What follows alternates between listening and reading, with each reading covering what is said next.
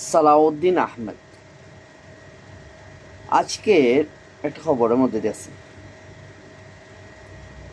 সে যেভাবে প্রধান উপদেষ্টাকে উদ্দেশ্য করে বলছে, আপনারা চেনেন সালাউদ্দিন আহমেদ বিএনপির নাকি মুখপাত্র। যে প্রধান উপদেষ্টার কথায় আমরা অসন্তুষ্ট, তো আসলে ওনাদের তো অসন্তুষ্ট হবেই, ওনারা তো অসন্তুষ্ট হবেই। কারণ আমাদের প্রধান উপদেষ্টা বলছেন সংস্কারের কথা, আর ওনা চাচ্ছে নির্বাচন। আর আমাদের প্রধান উপদেষ্টা তো বলছেন যে দেশকে একটা সংস্কার করে একটা সম্ভাবনাময়, দুর্নীতিমুক্ত এবং বাংলাদেশ উপহার দিবে, এবং আগামীতে যে নির্বাচন হবে, নির্বাচনী পরিবেশটা হবে সুষ্ঠু এবং নিরপেক্ষ। আর ওনারা চাচ্ছেন না, ওনারাই কিন্তু থাকবেন ক্ষমতার মসনদে, ওনারাই ক্ষমতা আসবে, ওনারা দুর্নীতি করবেন, লুটপাট করবেন। তো ওনারা তো অসন্তুষ্ট হবেই। এখন আমাদের প্রধান উপদেষ্টা বলছেন ভারতীয় আগ্রাসন মুক্ত, ভারতীয় আধিপত্যের কারণেই বাংলাদেশের এই অবস্থা, সুতরাং বাংলাদেশকে ভারতের আধিপত্য মুক্ত করতে হবে। আর ওনারা চাচ্ছে আবার ভারতের গোলামি করা। এখন ওনারা তো অসন্তুষ্ট হবেই। বিএনপি আর কি, এখন তার পাশে যুক্ত হয়েছে নুরুল নুরু।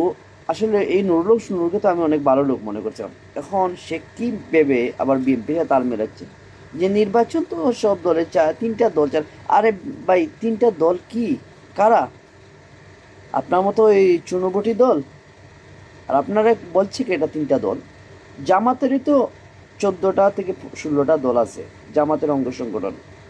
তার পাশাপাশি অন্য অন্য ইসলামী দল আছে। তো আপনি বলছেন কি?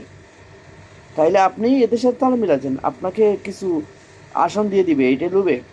আপনি কি জানেন তারেক রহমান এখনো দেশে আসতে পারছে না?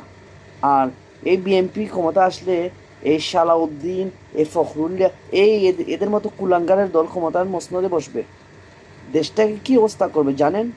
আবার ভারতের বলের ভিতরে ঢুকাইয়ে দিবে, যেটা থেকে আমাদের ইউনূস স্যার উদ্ধার করছেন। যে ব্যক্তি একটা রাজ্য থেকে রাষ্ট্র উপহার দিচ্ছেন, আর ওই ব্যক্তিকে আপনারা সরিয়ে দিবেন, এতটুকু কমন সেন্স নেই আপনাদের? কি আমরা আমাদের ছাত্ররা কি এই জন্য জীবন দিছে, রক্ত দিছে, যে এই এক ফেসিবাদকে তাড়িয়ে দিয়ে আরেকটা ফেসিবাদ বসাবো? যে ভারতের আধিপত্যের বিরুদ্ধে লড়াই করেছে দিল্লি না ঢাকা, আবার আপনার দিল্লির করা ভূগোলের তলে প্রবেশ করছেন? কেমন মানুষ ভাই, আপনাদের কমন সেন্স এটা নাই? আপনাদের তো আক্কেল থাকা দরকার, আপনাদের শিক্ষা দীক্ষা তো অনেক উপরে। আর বিপি নূর, আপনি তো একজন ঢাকা বিশ্ববিদ্যালয়ের একজন বিপি ছিলেন, ডাকসুর বিপি, একজন শিক্ষিত মানুষ।